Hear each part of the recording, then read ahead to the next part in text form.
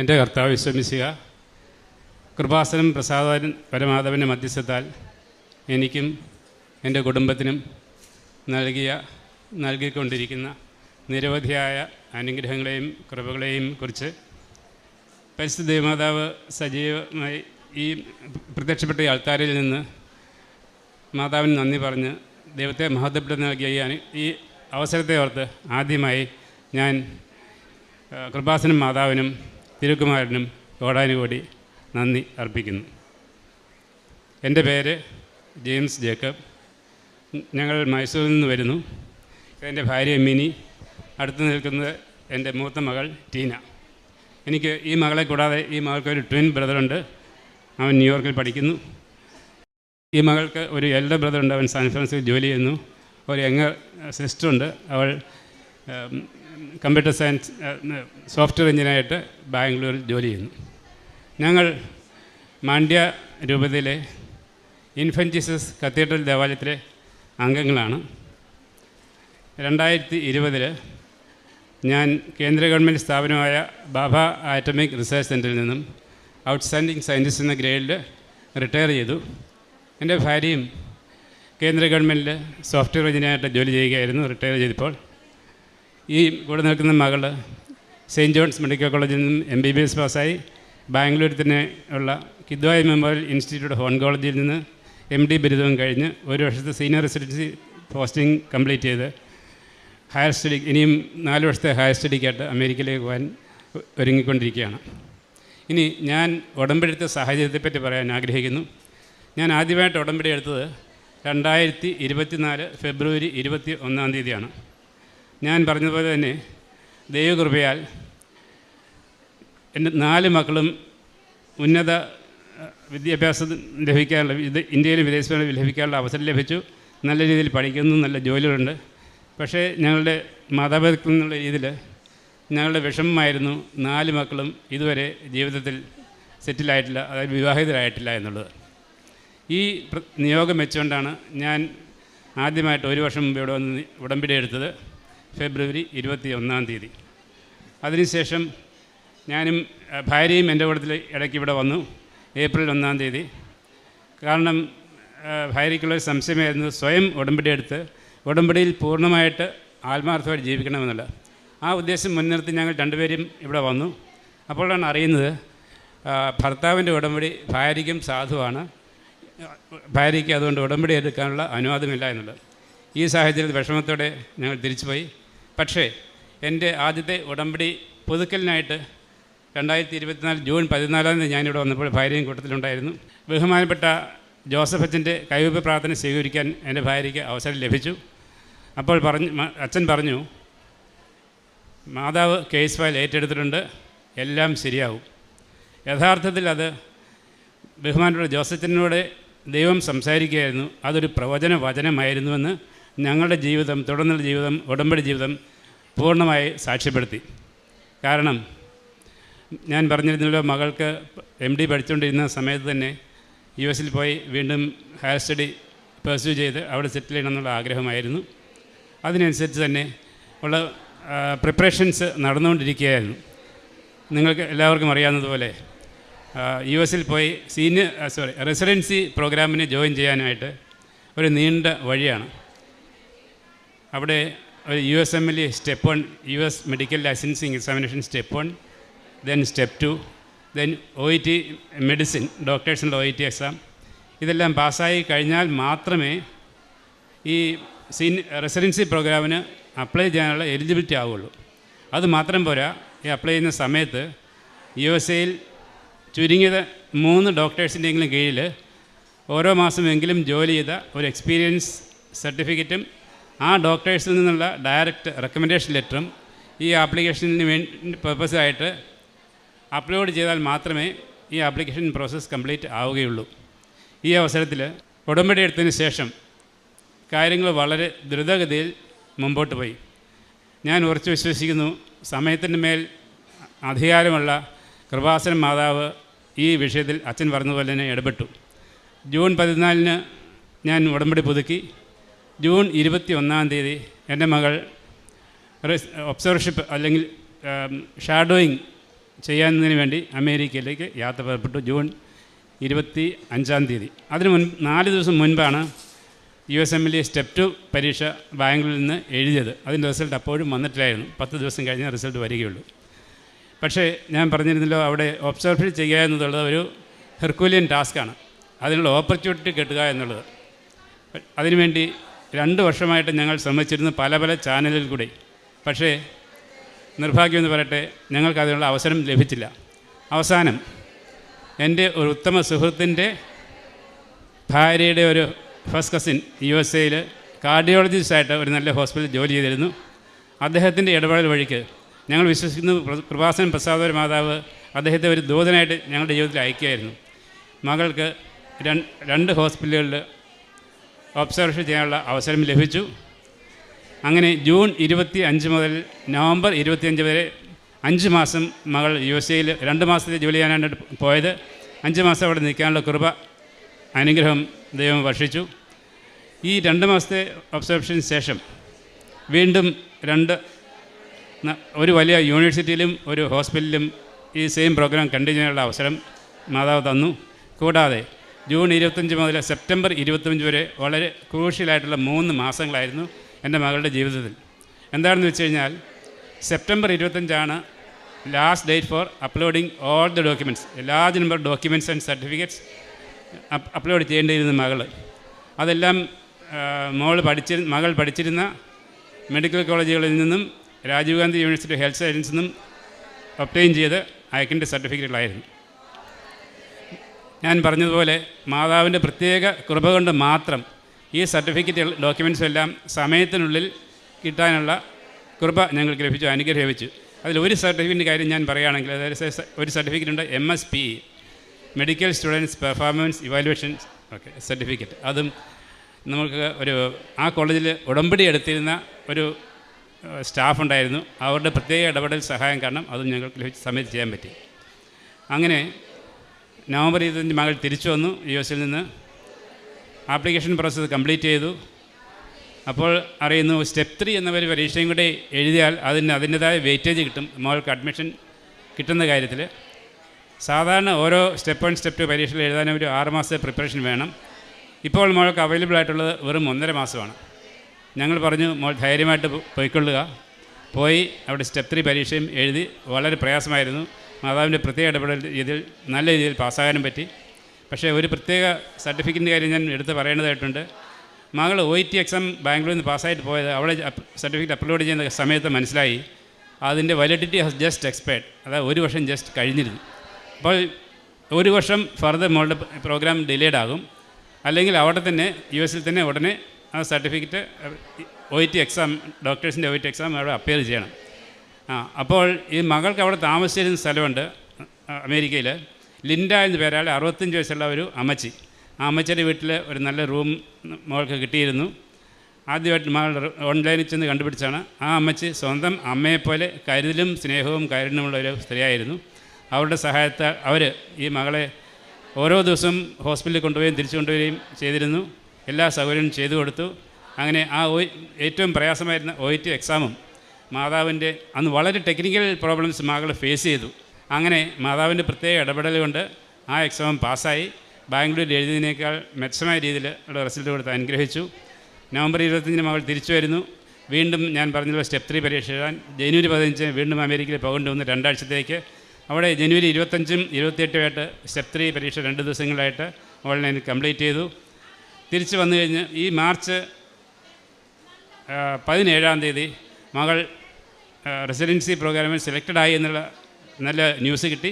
21 state university of ന്യൂയോർക്കിൽ മകൾക്ക് അടുത്ത 4 വർഷത്തെ പഠനം ജൂലൈ 1 ആരംഭിക്കുന്ന പഠനത്തിന് അഡ്മിഷൻ കിട്ടിയെന്ന വാർത്തയും വന്നു. പൂർണ്ണമായിട്ടും ഞങ്ങൾ വിശ്വസിക്കുന്നു മാതാവിൻ്റെ not by merit but by grace എന്ന ഉടമ്പടിയുടെ ഫോർമുല അനുസരിച്ചാണ് ഈ മകൾക്ക് ഈ അഡ്മിഷൻ കിട്ടിയതെന്ന്. ഇത് മാത്രമല്ല, ഞങ്ങൾ പറഞ്ഞിരുന്നല്ലോ ആദ്യം മക്കളാരും ജീവിതത്തിൽ സെറ്റ് ചെയ്തിരുന്നില്ല എന്ന്. അപ്പോൾ അതിനു വേണ്ടിയിട്ട് ഞങ്ങൾ പ്രാർത്ഥിച്ചിരുന്നു. കഴിഞ്ഞ ഓഗസ്റ്റ് മാസം മകൾ US സമയത്ത് ഒരു വിവാഹ ആലോചനകൾ വരികയും കഴിഞ്ഞ 5 വർഷമായിട്ട് പല ആലോചനകൾ വന്നു. പക്ഷേ ഒന്നും വിവാഹത്തിൽ അവസാനിച്ചില്ല. ആ ആലോചന ഈ കഴിഞ്ഞ ഫെബ്രുവരി 22 വിവാഹത്തിൽ എൻഗേജ്മെൻറ്റിൽ അവസാനിക്കുകയും മെയ് 15 മകൾ വിവാഹിതയാകാൻ പോവുകയാണ്. ഞങ്ങളുടെ കെട്ടാൻ പോകുന്ന മകനിപ്പോൾ ടെക്സാസ് സ്റ്റേറ്റിൽ ജോലി ചെയ്യുന്നു. മകളുടെ ജോലി സ്ഥലം 6 മണിക്കൂർ വളരെ ദൂരെയുള്ള ന്യൂയോർക്ക് സിറ്റിയിലാണ്. ആ മകനും മാതാവിൻ്റെ കൃപയാൽ അങ്ങോട്ട് ട്രാൻസ്ഫർ എടുക്കാവുന്ന ആ മകൻ്റെ ഓർഗനൈസേഷൻ സമ്മതിച്ചിട്ടുണ്ട്. അങ്ങനെ എല്ലാം ശുഭമാക്കുന്ന ദൈവം എൻ്റെ കുടുംബത്തിൻ്റെ മേൽ, എൻ്റെ മക്കളുടെ മേൽ, ഭാര്യയുടെ മേൽ, ഞങ്ങൾ ഓരോരുത്തരുടെ മേൽ എല്ലാം ശുഭമാക്കി എന്ന് ഞാൻ പ്രത്യേകം പറയും. കാരണം കഴിഞ്ഞ ചൊവ്വാഴ്ചയിലെ ഉടമ്പടി ധ്യാനത്തിൽ ജോസഫച്ചൻ, ബഹുമാനപ്പെട്ട ജോസഫ് എപ്പോഴും പറയുന്നുണ്ട്, light waiting, time shortening, even time lagging. എൻ്റെ മകളുടെ വിവാഹം ഈ 5 വർഷം നീട്ടിവെച്ചത് ഈ ശരിയായ സ്യൂട്ടബിളായിട്ടുള്ള മകനെ ഞങ്ങൾക്ക് തരാൻ വേണ്ടിയായിരുന്നു. ഇപ്പോൾ ഞങ്ങൾ റിയലൈസ് ചെയ്യുന്നു. അതിനും ദൈവത്തിനും മഹത്വം കൊടുക്കുന്നു. പിന്നെ മകൾ ഉടമ്പടി വസ്തുക്കൾ ഉപയോഗിച്ച കാര്യമാണെങ്കിൽ എനിക്ക് കഴിഞ്ഞ മെയ് അവസാനം മുതൽ സെപ്റ്റംബർ വരെ 4 മാസം തുടർച്ചയായ ചെസ്റ്റ് കൺജഷൻ ചുമയുമായിരുന്നു. അത് ഉടമ്പടി വസ്തുക്കൾ ഉപയോഗിച്ചതിന് മാത്രമായിട്ട്, ഉടമ്പടി തൈലവും ഉപ്പും ഉപയോഗിച്ചതിന് മാത്രമായിട്ട് കംപ്ലീറ്റ് ഭേദമായി ഇപ്പം ഞാൻ പൂർണ്ണ ആരോഗ്യത്തോടെ ഇരിക്കുന്നു. അതുപോലെ എൻ്റെ ഭാര്യയ്ക്ക് എക്സിമ മൂലമുള്ള സ്കിൻ ബ്ലാക്കനിങ്ങും സ്കിൻ ഇച്ചിങ്ങും ഊസിങ് പ്രോബ്ലം എല്ലാം ഉണ്ടായിരുന്നു. അതും ഓൾമോസ്റ്റ് 100% ക്യൂർ ലഭിച്ചു. ഇതെല്ലാം ഞങ്ങൾ ദൈവത്തെ മഹത്വപ്പെടുത്തുന്നു. ഞങ്ങളുടെ ജീവിതത്തിലെ ഉണ്ടായ പ്രത്യേകമായിട്ട് ഒരു മാതാവിൻ്റെ സാന്നിധ്യം, ടാഞ്ചിബിൾ സാന്നിധ്യം ഞങ്ങൾ കണ്ട അനുഭവങ്ങൾ ഉണ്ടായിട്ടുണ്ട്. അത് ഒന്നായിട്ട് ആദ്യത്തെ കാര്യം പറയുകയാണെങ്കിൽ ഞാൻ പറഞ്ഞിരുന്നില്ല, എൻ്റെ ഭാര്യയ്ക്ക് ഉടമ്പടി എടുക്കാത്തതിലുള്ള മനപ്രയാസം. ആ മനപ്രയാസത്തിന് പോലും ഉത്തരം കൊടുക്കുന്ന നമ്മുടെ നല്ല കൃപാവസരം പ്രസാദ മാതാവ്. അത് ആ കാര്യം ഒരു സെൻറ്റൻസ് പറഞ്ഞ് ഞാൻ അവസാനിപ്പിക്കാൻ ഉദ്ദേശിക്കുന്നു. അതായത് മെയ് 23 ഞാൻ ഔട്ട് ഓഫ് ദി സ്റ്റേറ്റ്, അതായത് കർണാടകത്തിൽ ആയിരുന്നില്ലാത്ത സമയത്ത് എൻ്റെ ഭാര്യ പ്രത്യക്ഷന് പ്രാർത്ഥന ചൊല്ലി മെഴുകുതിരി അണച്ചപ്പോൾ ആ മെഴുകുതിരിയിൽ 3 പില്ലേഴ്സിൽ സപ്പോർട്ടറായ മാതാവിൻ്റെ സോളിഡ് വാക്സ് രൂപം രൂപപ്പെട്ടു.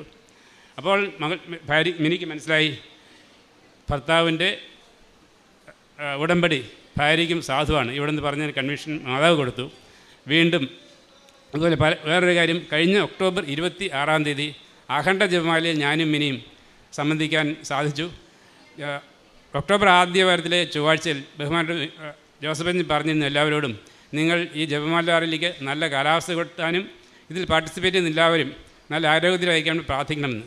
പക്ഷേ ഞാനും മിനിയും എല്ലാ ദിവസവും രാവിലെയും വൈകുന്നേരത്തിലും ഞങ്ങളുടെ പ്രാർത്ഥനയിൽ ഒരു പ്രാർത്ഥനയും കൂടെ കൂട്ടിച്ചേർത്തു. അതിതായിരുന്നു, മാതാവ് തന്നെ ഈ റാലി നയിക്കണമെന്ന്. അതിൻ്റെ പ്രത്യക്ഷമായിട്ടുള്ള തെളിവ് ഞങ്ങൾക്ക് കിട്ടി. ആ വിവരവും ഷെയർ ചെയ്യാൻ ഞങ്ങൾ ആഗ്രഹിക്കുന്നു. ഞങ്ങൾ ഈ കൃപാസനത്തിൽ നിന്നും അർത്തിങ്കിലേക്ക് പോയി ഏകദേശം പകുതി വഴി ആയപ്പോൾ ഞങ്ങൾ സൈഡിൽ നിന്നും ഒരു കന്യാസ്ത്രീ, അതായത് നമ്മുടെ പ്രത്യക്ഷീകരണ പ്രാർത്ഥന ഉപയോഗിക്കുന്ന മെഴുകുതിരിയുടെ നിറത്തിലുള്ള സഭാവസ്ത്രം ധരിച്ചിരുന്ന ഒരു കന്യാസ്ത്രീ ഒറ്റയ്ക്ക് എൻ്റെ സൈഡിൽ നിന്ന് ലെഫ്റ്റ് സൈഡിൽ നിന്ന് കയറി മുമ്പിൽ വന്നു. ആ കന്യാസ്ത്രീയുടെ അച്ഛൻ പറഞ്ഞതനുസരിച്ച് ഈ ജപമാലകളിൽ പാർട്ടിസിപ്പേറ്റ് ചെയ്യാൻ നമ്മൾ ഒന്നെങ്കിൽ തൊപ്പി, അല്ലെങ്കിൽ കുട, വെള്ളം, വാട്ടർ ബോട്ടിൽ എന്തെങ്കിലും എന്തെങ്കിലും കയ്യിൽ കയറണം, ജപമാല എങ്കിലും ഉണ്ട്. ഒരു അത്ഭുതമെന്ന് തന്നെ പറയട്ടെ, ഈ കന്യാസ്ത്രീയിൽ ഒരു ജപമാല പോലും ഇല്ലായിരുന്നു. ആ കന്യാസ്ത്രീ ഒറ്റയ്ക്ക് ഇങ്ങനെ മുമ്പിൽ നടക്കുന്നു, ഞങ്ങളുടെ മുമ്പിൽ കൈയൊക്കെ വീശി 2 സൈഡിലും നോക്കി. പിന്നീട് അത് കഴിഞ്ഞ് കുറേ സമയം കഴിഞ്ഞപ്പോൾ സിസ്റ്ററെ കാണാതെയായി. ഞങ്ങൾ വീട്ടിൽ ചെന്നപ്പോഴാണ് ഞങ്ങൾ മനസ്സിലായത്, മാതാവ് ഞങ്ങളുടെ ഈ പ്രത്യേക പ്രാർത്ഥനയ്ക്ക് മറുപടി നിന്ന് ഞങ്ങൾക്ക് തെളിവ് തന്നു എന്നുള്ളത്. മാതാവിനും ദൈവത്തിനും മഹത്വമുണ്ടാകട്ടെ.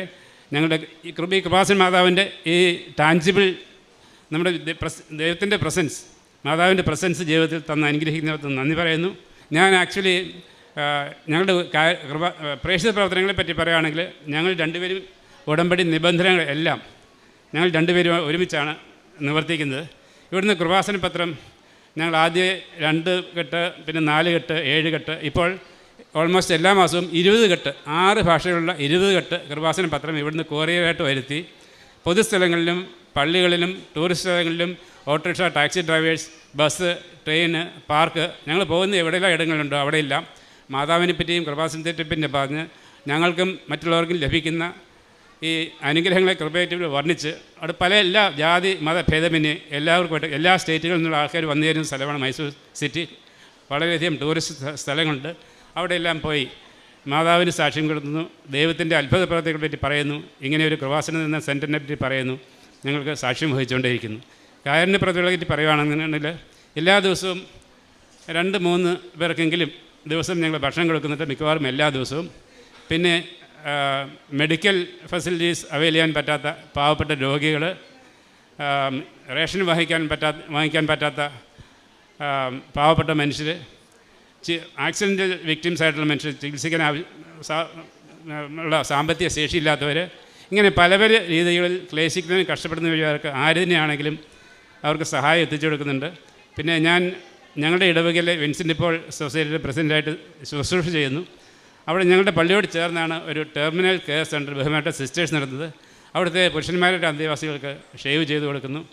ഇനിയും വളരെ വളരെ കാര്യങ്ങളെ പറ്റി പറയാനുണ്ട്.